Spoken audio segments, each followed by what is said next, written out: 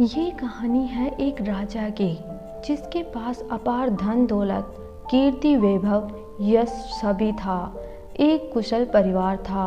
राजा रानी और अपने बच्चों के साथ सुखमय जीवन व्यतीत करता था।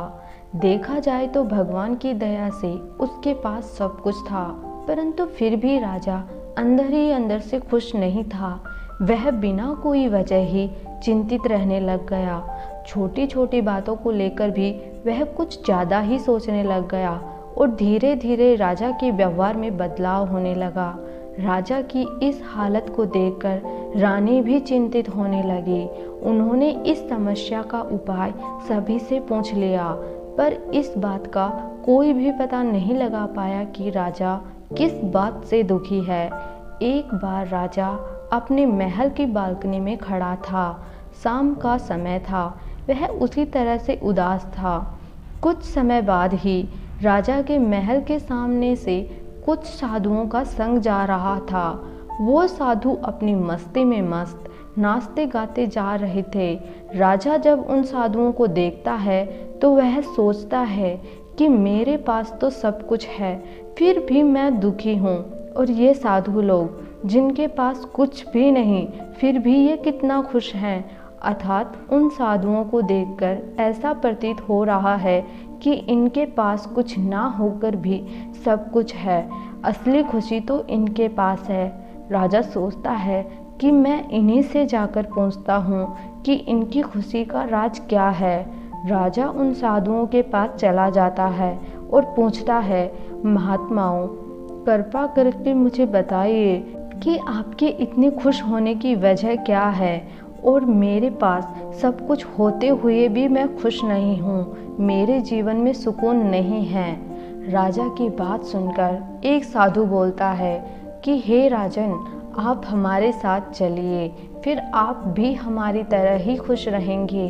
राजा जैसे ही आगे बढ़ता है, वह पीछे मुड़कर देखता है तो उसका मन अपनी पत्नी, बच्चों और राज्यों में अटक गया और सोचने लगा, मैं इन सब को छोड़कर कैसे चला जाऊं? मेरे बाद मेरे राज्य का क्या होगा? यह सोच सोचकर वह आगे नहीं बढ़ पा रहा था। राजा की स्थिति देखकर एक साधु राजा से बोलता है कि हे राजन, अगर सुकून और मन की शांति हमें दूसरों से मिलती तो हम दूसरों से इन सब के लिए भीख मांग रहे होते। हम दूसरों को देखकर यह विचार कर लेते हैं कि वह कितना खुश है, मैं भी ऐसे जीवन जीऊंगा तो खुश रहूंगा, और इसी सोच के चलते वह यह भूल जाता है कि ईश्वर ने हर इंसान को अलग अलग गुण और अलग अलग जिम्मेदारियों से बांध रखा है।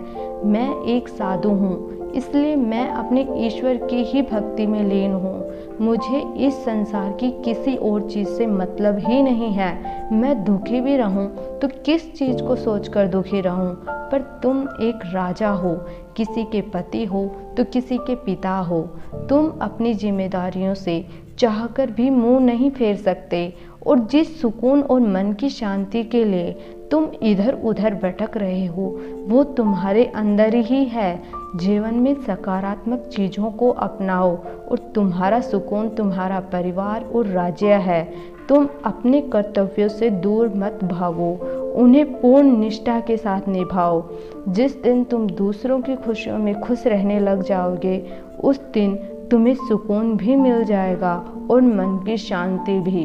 राजा साधु की बातें भली भांति समझ गया था, और उसी दिन से उसने विचारों की दुनिया को छोड़ दिया और अपना ध्यान राज्य पर और अपने परिवार पर देना शुरू कर दिया, और वह खुश भी रहने लग गया।